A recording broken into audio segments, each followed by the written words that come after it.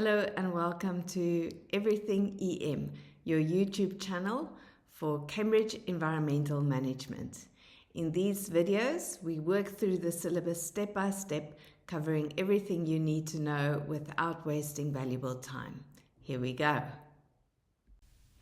Energy is needed for almost everything we do. Heating, lighting, transport, manufacturing, communication, technology, schools, hospitals, and homes. The problem is that different energy resources have different impacts. Some will run out, some release greenhouse gases, and some are renewable, but depend on weather or location. So in environmental management, we need to understand where energy comes from, how it is used, and what the benefits and limitations are. You can find the latest syllabus document on the Cambridge International website. I've put the link in the description for you, but you can pause the video here to see what we'll be covering today. Fossil fuels are carbon-based fuels formed over millions of years from the remains of living organisms. They are called non-renewable or finite because they take millions of years to form. We are using them much faster than they can be replaced naturally, so they will eventually run out. The first one we're looking at is coal. Coal is formed from ancient plants that lived in swampy forests millions of years ago. When the plants died, they fell into the swamp and were buried by layers of sediment. Over time, the heat and the pressure squeezed the buried plant material, water and gases were driven out, and the material became more carbon-rich. Eventually, coal formed. Coal is mainly used for electricity generation and also in industries such as steel production. The next one is petroleum or oil. Petroleum or crude oil is formed mainly from tiny marine organisms such as plankton. When these organisms died, they sank to the seabed and were buried by layers of mud and sediment. In low oxygen conditions and with heat and pressure over millions of years, they changed into liquid hydrocarbons. Oil can move through porous rock, but it becomes trapped when it reaches an impermeable layer above it. Humans drill wells to extract it, and then it is refined into products such as petrol, diesel, jet fuels, and plastics. Natural gas is formed in a similar way to oil from buried marine organisms exposed to heat and pressure. It is made mainly of methane. Because gas is lighter than oil, it often collects above the oil in the same trap. Natural gas is used for electricity generation, heating, and cooking. We do not only use fossil fuels, there are several alternative energy resources, and the syllabus expects us to know these main ones. Solar power using sunlight, wind power using moving air, hydroelectric power using flowing water, usually from a dam, tidal power which uses the rise and fall of tides, wave power which uses the movement of waves, geothermal power uses the heat from inside the earth, biofuels come from recently living materials such as crops, wood, or organic waste, and lastly, nuclear power which uses uranium. Now, uranium is finite, so nuclear power is not a renewable energy resource. Energy resources can be classified into two groups, renewable and non-renewable. Renewable resources are naturally replaced and won't run out in the foreseeable future if managed properly. Where non-renewable resources are finite, they either take millions of years to form or they exist in limited amounts, so they will eventually run out. Under renewable, we have solar, wind, hydroelectrical, tide, wave, and geothermal power. They're all renewable because they rely on the natural flows of energy. Sunlight, wind, moving water, tides, waves, or heat from the earth. Biofuels are also renewable if the crops, trees, or the organic material is replaced and managed sustainably. Non-renewable, fossil fuels are non-renewable, so that will be the coal, the oil, and the natural gas, because they take millions of years to form.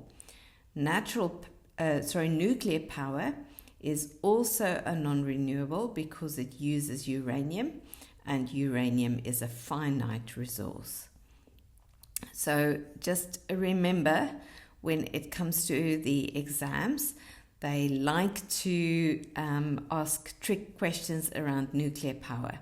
Nuclear power does not release carbon dioxide during the electricity generation, but it's still a non-renewable energy resource because uranium is finite. Most energy resources generate electricity by turning a turbine which is connected to a generator. Let's go through it step by step. First, an energy resource provides heat. In a fossil fuel power station, the fuel is burned. The heat is used to heat water in a boiler. The water then turns into steam. The steam moves at high pressure and passes over the blades of the turbine. The turbine spins, and this turns the shaft connected to the generator. Inside the generator, electromagnetic induction takes place. Movement is used to generate electricity, and the electricity is then carried through the wires to homes, schools, hospitals, factories, and so on. The energy change is from kinetic or movement energy into electrical energy. Fossil fuels and biofuels burn the fuel to heat the water. Nuclear power uses heat released from splitting the uranium atoms to heat the water. Geothermal power uses heat from underground to heat the water, and hydroelectrical, tidal, wave, and wind power usually turn the turbines directly using the movement of water or air, and they skip steps 1 and 2. Solar power is the one that's different, and there are no turbines turning and no shafts spinning nowhere. What happens is that the sunlight falls onto the solar panels. These panels contain special cells called photovoltaic cells. Light energy from the sun excites the electrons inside the photovoltaic cells. The electrons begin to move. This movement of the electrons creates an electric current, and that current can be used either directly or it can be stored in batteries. As always, we need to consider the pros and the cons.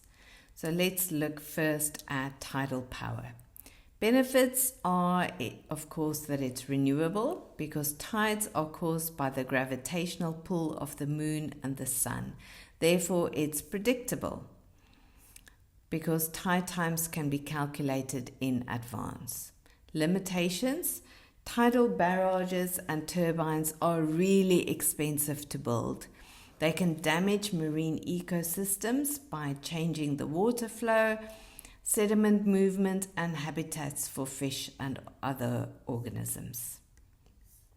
Wave power is renewable and clean. During operation, it can be useful in coastal areas with strong and regular waves, but the limitations Again, really expensive to build and maintain because equipment must be able to survive storms and salt water and strong wave action.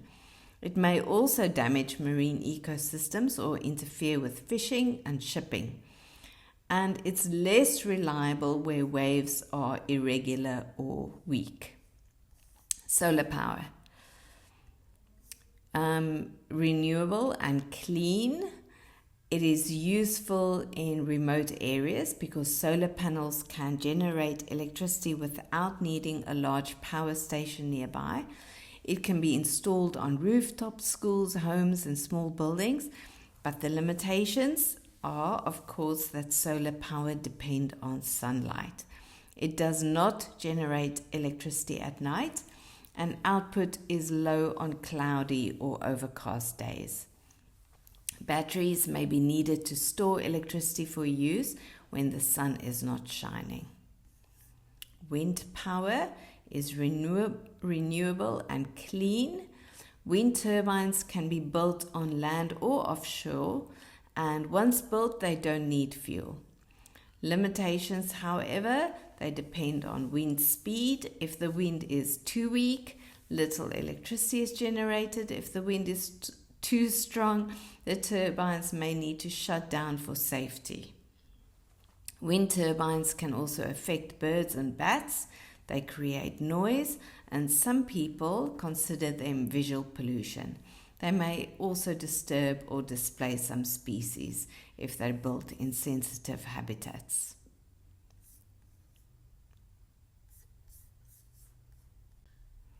Right, let's go on to fossil fuels. These include coal, oil, and natural gas.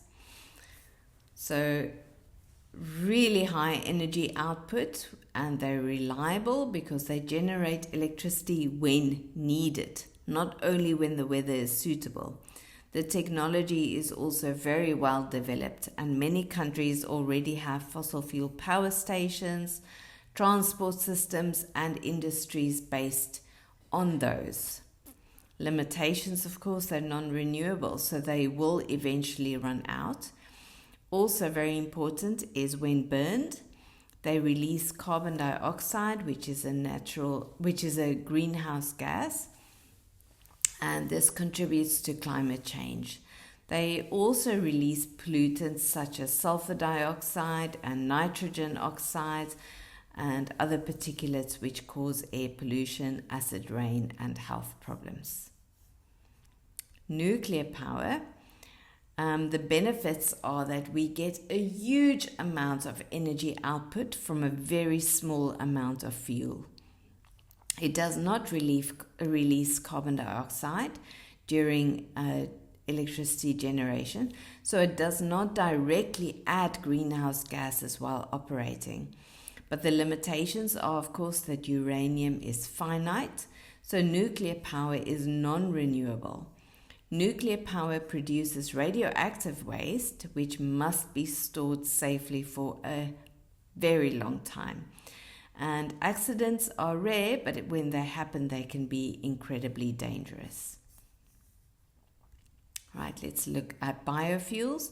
They are, of course, renewable as long as the crops or the trees or the organic waste is replaced sustainably. They can reduce waste when made from organic waste, such as biogas from decomposing material. They can be close to carbon neutral if the carbon dioxide that's released during burning is balanced by the carbon dioxide absorbed while the plants are growing. Limitations: well, biofuels still release carbon dioxide when burned, and growing crops for biofuels can use large areas of farmlands, which means that we can't grow food, and large amounts of water. And this will have an impact on the local environment, especially when water is scarce. Geothermal power benefits are that it's renewable, reliable, because the heat from inside the earth is available all the time, not just when the weather is suitable. It produces very little air pollution during operations. Limitations: it's only available in certain areas, especially volcanic or tectonically active regions where the heat is close enough to the surface. And then another limitation is that it can be expensive to build and may release gases from underground in some locations. Hydroelectric power: it's renewable because it uses the movement of water. It's reliable as long as there's a steady water supply and a reservoir behind. Dams can also help with flood control, water storage, and irrigation. Limitations, however, is that building a dam can flood large areas of land. People could be displaced if the villages or the farmlands are flooded, and habitats can be damaged. Fish migration might also be disrupted if a dam is built. Energy demand means how much energy people, industries, or countries need. The syllabus wants us to be able to describe and explain the factors affecting demand for energy. That means we need to say what the factor is and why it changes demand. More cars, buses, trucks, ships, and planes increase the demand for fuel and electricity. As countries develop and trade more, goods can be transported further, and this further increases the energy demand. Yes, we have electrical vehicles these days, and this may reduce the petrol and diesel use, but they increase the electricity demand. Wealthier people and countries usually use more energy because they can afford more appliances, vehicles, they want the heating and the cooling, they want the technology, and they love to travel. As national wealth increases, industry and infrastructure usually expand, increasing the energy demand. Climate affects heating and cooling needs because in cold countries, we use more energy for heating buildings, and in hot countries, we use more energy for air conditioning and refrigeration. Extreme weather can also increase energy demand quite suddenly. This is a biggie because a larger population means that we need more homes, schools, hospitals, transport systems, and industries. So even if energy use per person stays the same, the total energy demand increases. Industry use large amounts of energy for manufacturing, mining, construction, processing materials, and transporting goods. Heavy industries such as steel, cement, and chemical production are especially energy intensive. Wars, natural disasters, political instability, strikes, or damaged infrastructure can all interrupt energy supply. If supply is disrupted, fuel may become more expensive or harder to access, and this will affect the demand. If electricity supply is unreliable, people and businesses may use backup generators or batteries or solar systems or alternative fuels. Power cuts can then increase the demand for these backup energy sources. As easily accessible fossil fuels are used up, the remaining supplies may become harder and more expensive to extract. Scarcity can increase the prices and encourage countries to use energy more efficiently or develop alternative energy resources. Let's finish by checking the key definitions for this section. Electromagnetic induction is the process of generating electricity using a magnet and the movement of a metal coil. This is the process inside a generator, and this is how we change from movement energy or kinetic energy to electric energy. A fossil fuel is a carbon-based fuel formed over many millions of years from the decay of living matter. A generator is a machine that converts the mechanical energy or the kinetic energy, such as movement, into electrical energy. Natural gas is a naturally occurring flammable gas containing carbon. The most common example is methane. Petroleum is a liquid mixture of carbon-containing chemicals found in some rocks. It is extracted and refined to produce fuels such as petrol and diesel. And lastly, a turbine is a machine, often with fins or blades, that is made to revolve by gas, steam, water, or air. And there we go, well done. You've now completed topic 1.4, energy resources. You can find study notes, the worksheet and flashcards on my website, link below in the description. If you have any questions, please ask below, and if not, I'll see you in the next lesson.